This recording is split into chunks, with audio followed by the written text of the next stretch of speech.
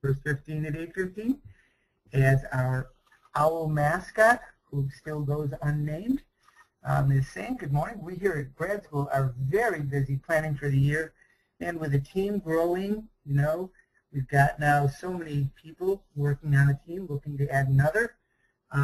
Looks like it's going to be a very good 2015, and it's great to have strong leadership with my son Noah in charge. But it will be good to take a break for the holidays. So we'll talk about all that as we get started. First of all, Real Estate Grad School holiday schedule. Offices are closed. It's December 24th through January 2nd.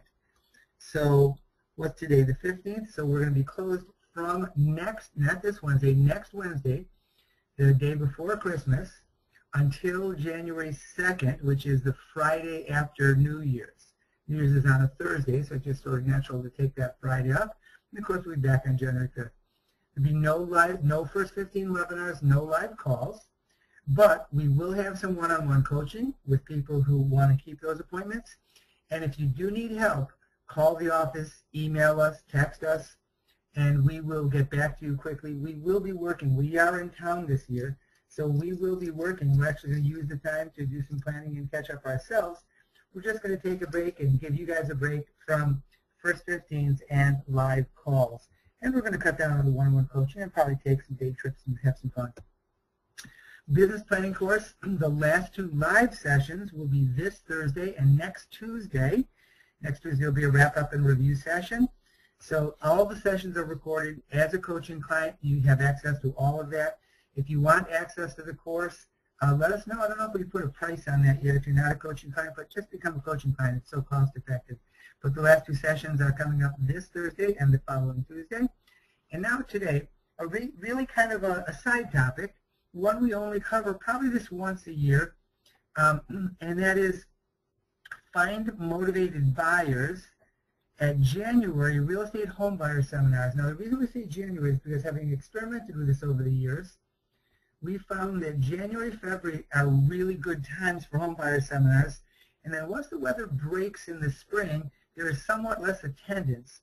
So if homebuyer seminars is something you had as homebuyer seminars is something you intended to do, this is the right time to be planning them. And January, late January, February are really the best time, maybe early March, the best time to be kicking them off.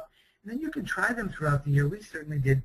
But your best time to attendance will be just before the weather breaks this year. So we're going to talk about how to really put that together today. January, February are the best. You know, I'll describe to you today how to have a home buyer seminar that really generates motivated buyers and make appointments right at the webinars. Motivated buyers to buy with you, and to make the appointments of those buyers right at the webinar.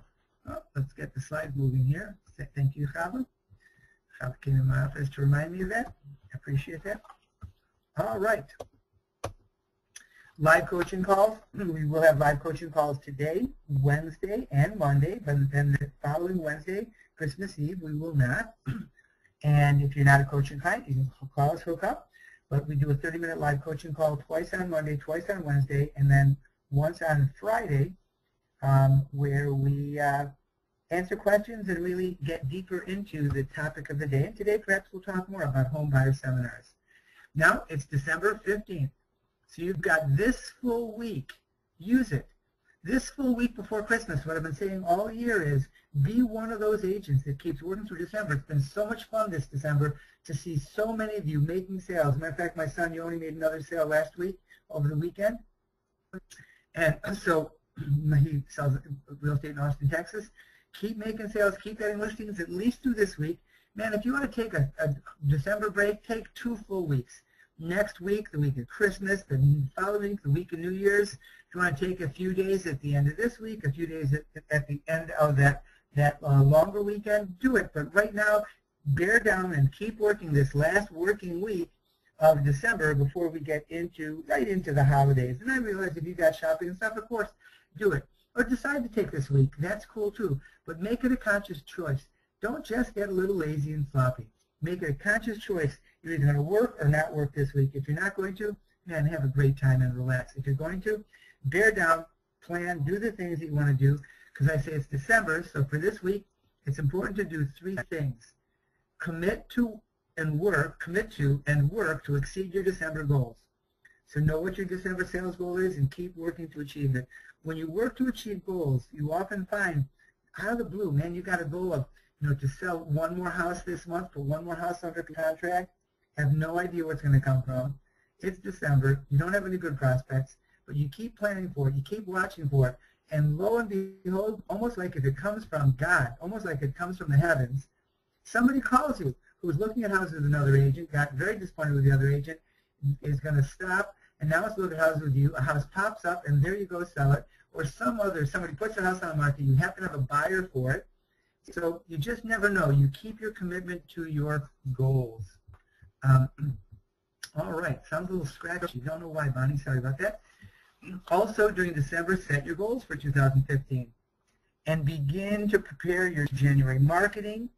Prepare to the things you need to prepare to accomplish your goals.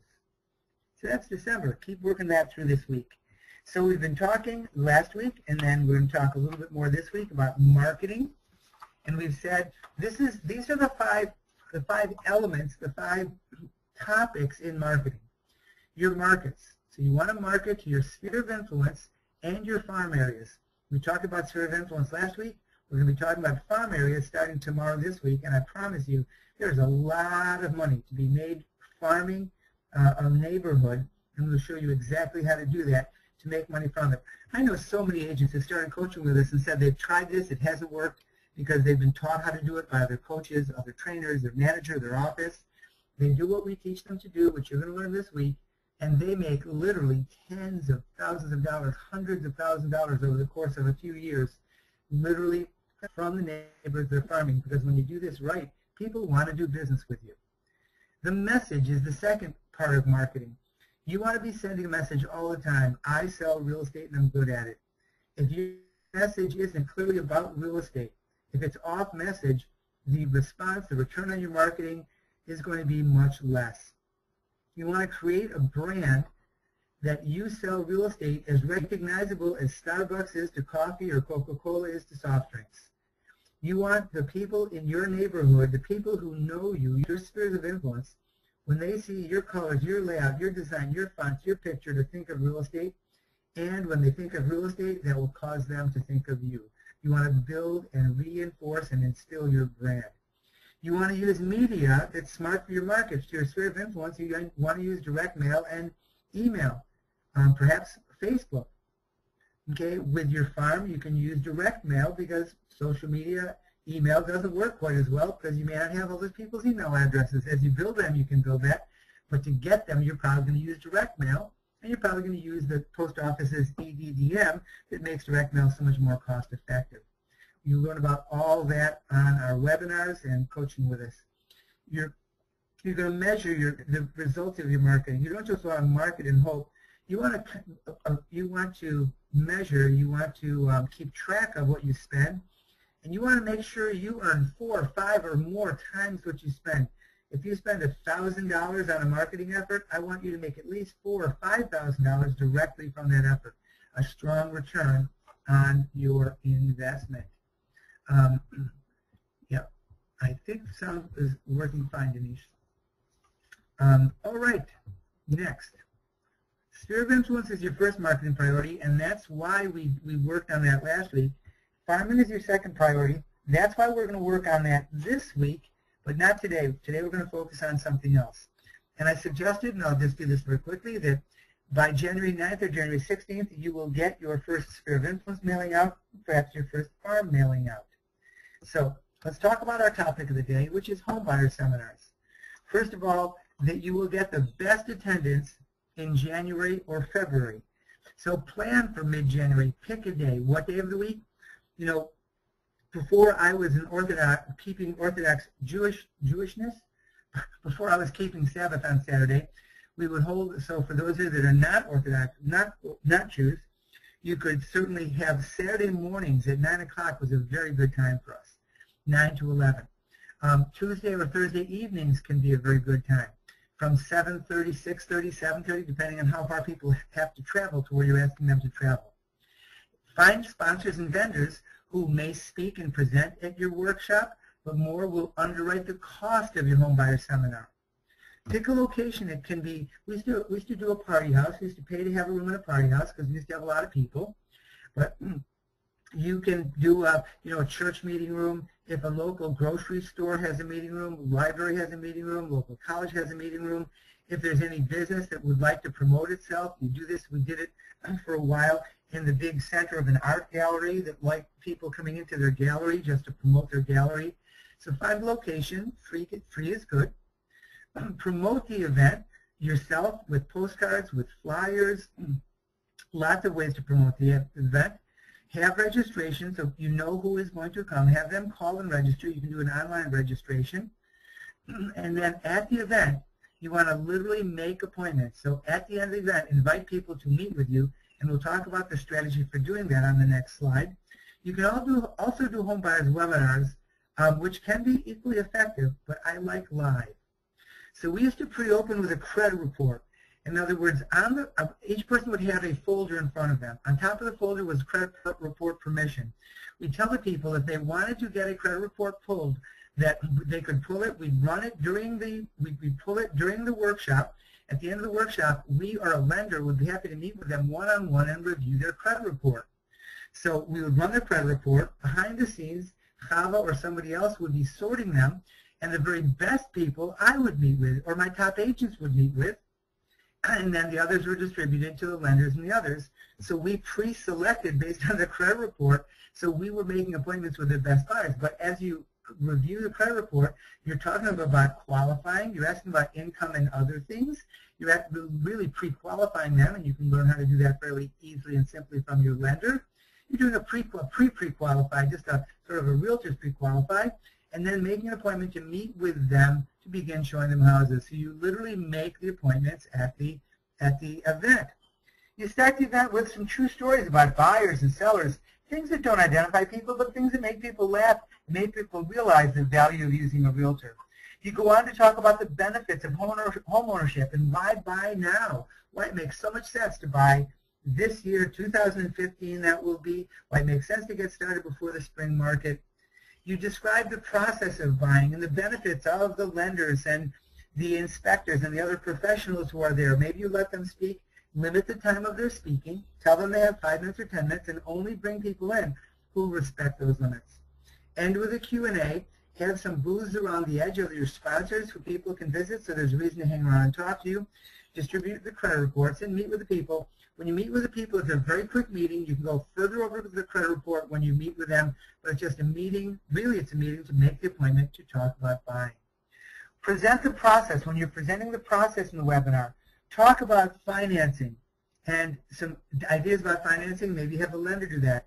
Talk about searching, selecting properties they want to see, making appointments to see them, looking at the houses, examining and evaluating the houses and what your role is and how you watch the back and protect them from making mistakes. Review a purchase offer. Give them a sample of a purchase offer so they're familiar with it.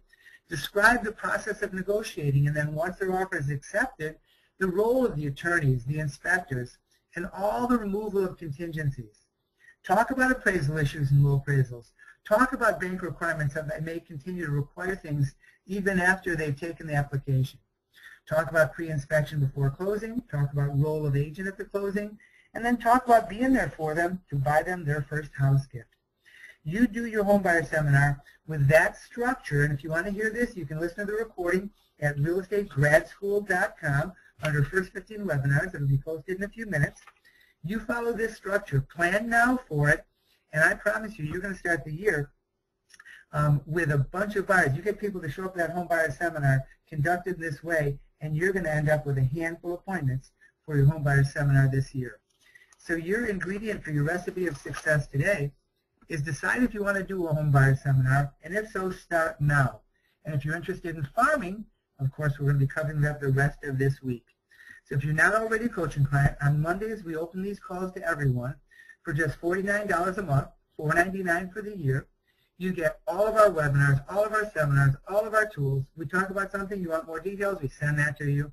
You get 5 live calls, you get forms, scripts, checklists, and you get the tool we use to set goals and measure business, which is the best tool in real estate for tracking your business and keeping yourself focused and motivated, all for $49 a month. It's only a 2-month commitment to get started, and then there's a $99 startup fee and a 2-month commitment, or pay $4.99 and waive all of that. So hug the ones you love, make a great day, make a sale. If you're a coaching client, perhaps I'll talk with you on the live call in just a few minutes. If you're not, call us, talk to us about coaching. I promise you, you will make many, many, many times what you are spending on this coaching program, many, many times, perhaps every month, from what you'll learn, what you'll do, and the focus and the motivation that I hope you get from us. Hug the ones you love, make a great day, make a sale. Finish this week strong before you start your holiday break. Be well. Bye.